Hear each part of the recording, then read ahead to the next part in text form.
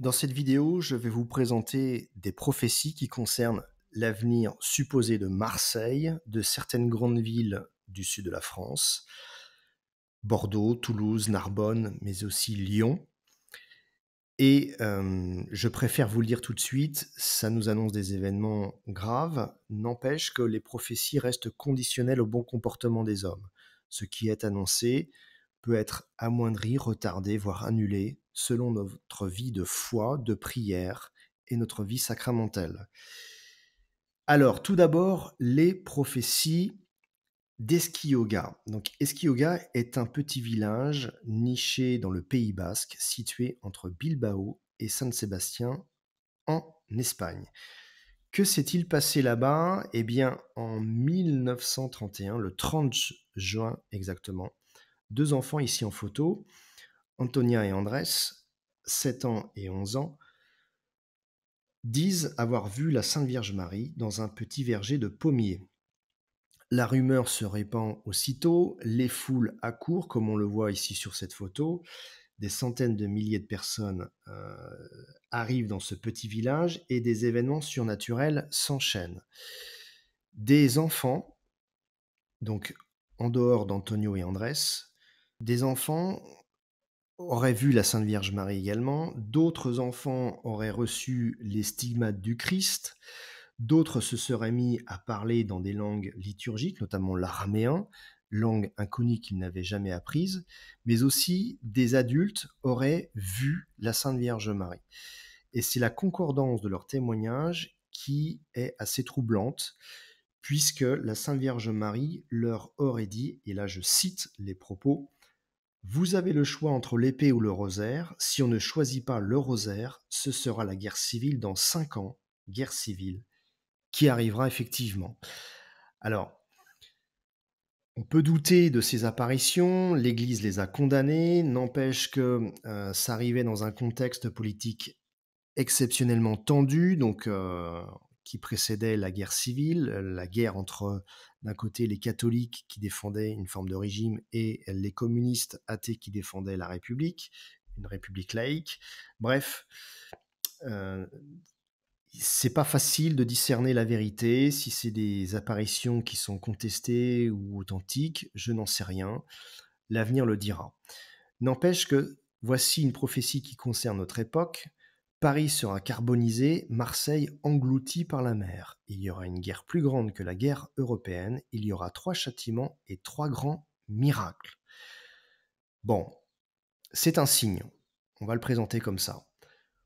Deuxième prophétie, celle du Perpel que je vous avais présentée. Vous pourrez revisionner ma vidéo L'avenir de la France selon les prophéties du Perpel.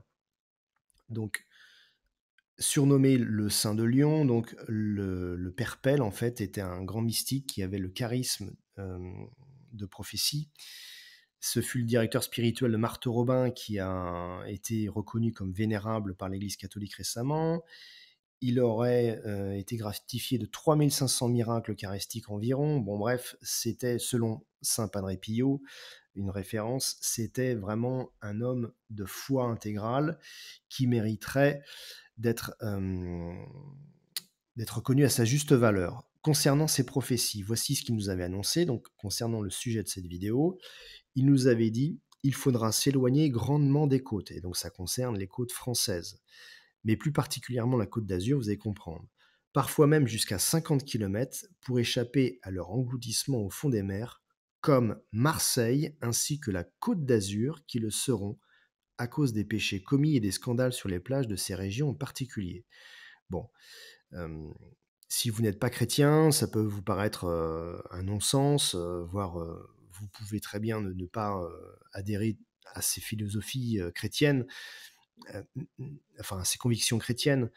N'empêche que pour le Perpel, il y a un lien très clair entre l'apostasie actuelle de la France et donc le reniement de sa vocation chrétienne, au baptême de Clovis à Reims, et les fléaux qui devraient déferler d'ici peu sur la France pour la ramener vers le bon chemin, la ramener sur le chemin de la foi chrétienne pour qu'elle redevienne la fille aînée de l'Église catholique. Le Perpel donc a annoncé qu'il y aurait comme une ligne de Bordeaux à Lille. Donc si on reprend la carte d'invasion de la France selon les prophéties diverses, notamment celle de Marie-Julie Chagny, il faudrait rajouter une nouvelle ligne ici. De Bordeaux à Lille, à gauche, ça devrait aller, mais par contre, à droite, l'essentiel serait détruit, mais plus particulièrement certaines zones, notamment le sud de la France, Marseille englouti, comme on vient de le voir, la région de Lyon, bon, bah, voilà, enfin bon, c'est pas le sujet de cette vidéo, mais ça devrait aussi être chaotique. Bref, autre prophétie qui nous annonce l'engloutissement de Marseille. Elle est tirée de Mélanie Calvat, qui, pour ceux qui ne le savent pas, est une grande âme mystique contemporaine. Donc, elle aurait vu la Sainte Vierge Marie à la Salette dans les Alpes. Et ces apparitions étaient reconnues comme vraies par l'Église catholique. Et de là est né donc le sanctuaire Notre-Dame de la Salette, qui est le deuxième sanctuaire marial de France, après Lourdes, ici dans les Pyrénées. Donc Mélanie Calvat est on va dire encore une fois, une nouvelle figure des prophéties. Et si elle nous annonce que Paris sera détruit et Marseille sera englouti, c'est un nouveau signe qui converge vers l'hypothèse qu'effectivement, Marseille devrait être englouti. Alors, même si je déteste Nostradamus, je vais quand même vous en parler. Donc, je vais vous présenter 2 quatrains qui citent clairement Marseille et ses environs, tirés de cet ouvrage de Claude Delandille, auteur que j'apprécie beaucoup, dont le livre s'appelle 2021, paru aux éditions Domus. Dans ces 2 quatrains que voici, je vais aller directement sur les traductions de l'auteur, proposées par l'auteur, parce que bon, vous le savez, Nostradamus a une façon de procéder qui est complexe, avec des codes, c'est délicat à déchiffrer, voire impossible, et on peut comprendre certains événements annoncés que quand ils se réalisent. Donc concernant ces 2 quatrains, voici ce que dit le premier.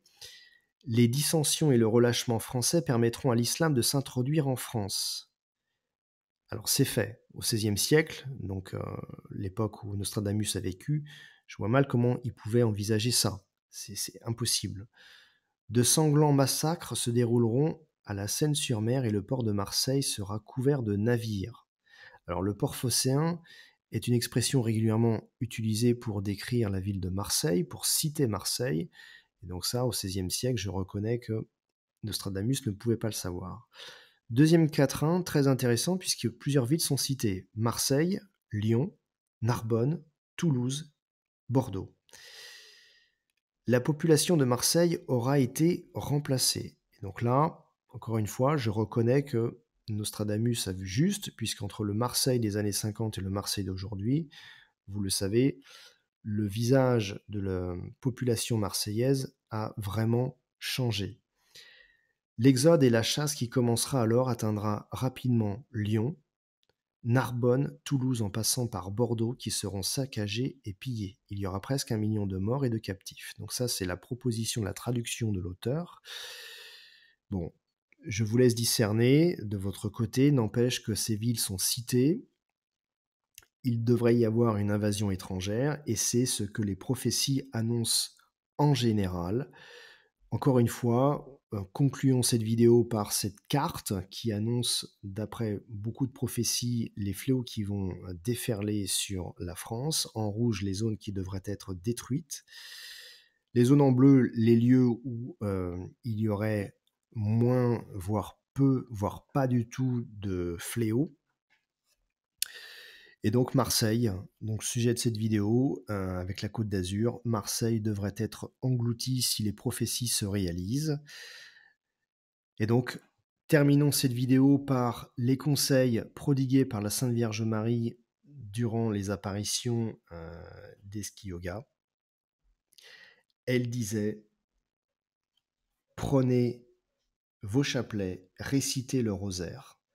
Vous avez le choix entre l'épée ou le rosaire. Eh bien, moi, je vous invite, en tant que chrétien catholique convaincu, je vous invite à prendre votre chapelet et à réciter le rosaire si vous en avez le temps.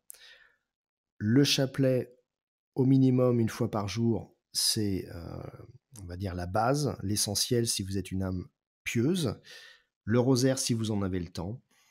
Priez pour la paix, car c'est vraiment une urgence. Que le Seigneur vous bénisse et vous protège en ces temps de folie. Amen.